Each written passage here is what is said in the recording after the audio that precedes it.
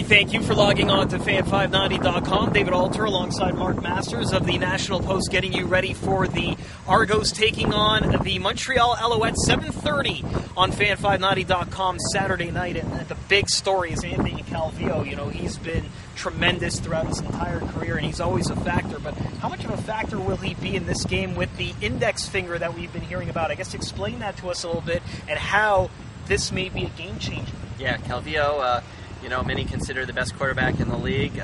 Dislocates the index finger on his throwing hand near the end of last week's game against the Saskatchewan Roughriders. He's never had this sort of injury in his career, so a lot of people are wondering how he's going to respond. Talking to Herb Zurkowski of the Montreal Gazette, he's been at the Alouettes practices all week, and he says Calvillo's looked fine. He's going to be wearing a little piece of tape to keep that finger in place, but he says he's going to be fine. The coaching staff think he's going to be fine. The Argos don't seem convinced. They say you can't suffer that type of injury to your throwing hand without, suffering a little bit. So, when a quarterback is just hit off his game just a little bit, that's a huge thing, especially for a guy like Calvillo who's known for his pinpoint passes. So it'll be interesting to see how he plays tomorrow night.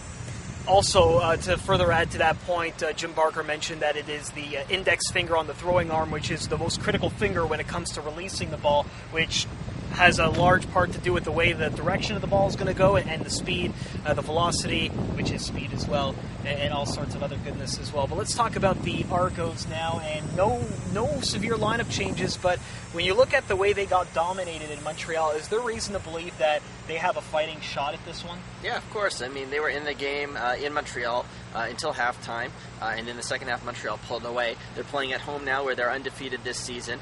Corey Boyd, that one kind of game that, the first week of the season, he was held under 100 yards, and then every other game except the game in Montreal, he has had more than 100 yards, so he feels probably deep down he's got something to prove against this team.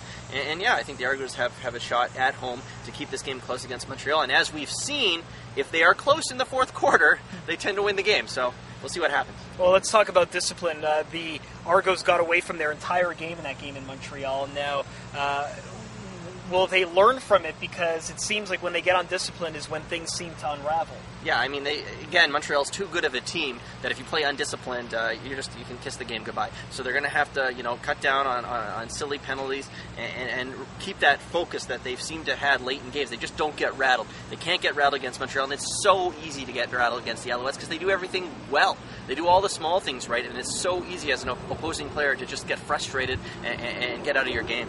He's Mark Masters of the National Post. You can follow him on Twitter at Mark H. Masters. I'll be live tweeting the game from the sidelines, which I've never actually done before, so that should be interesting. You can follow me at OK Listen. The game on fan590.com Saturday night at 7:30. Thanks for logging on to... Wait, 1 second. You didn't ask for a prediction. Oh, that's right. Okay, let's do that one then. Okay, final prediction. Final prediction, I like the Alouettes to win, but I think it will be a closer game than many expect. Okay, no score involved in that? No score. No score. I think the Argos are going to pull this one off, actually. Really? Okay. Yeah, so we're going to go against the grain for the second straight home game that we've made predictions for this one. So, again, we mentioned you can follow Mark at Mark H. Masters. I'll be live tweeting on the sidelines at OK Listen. Game time, 7:30 Saturday night on fan590.com.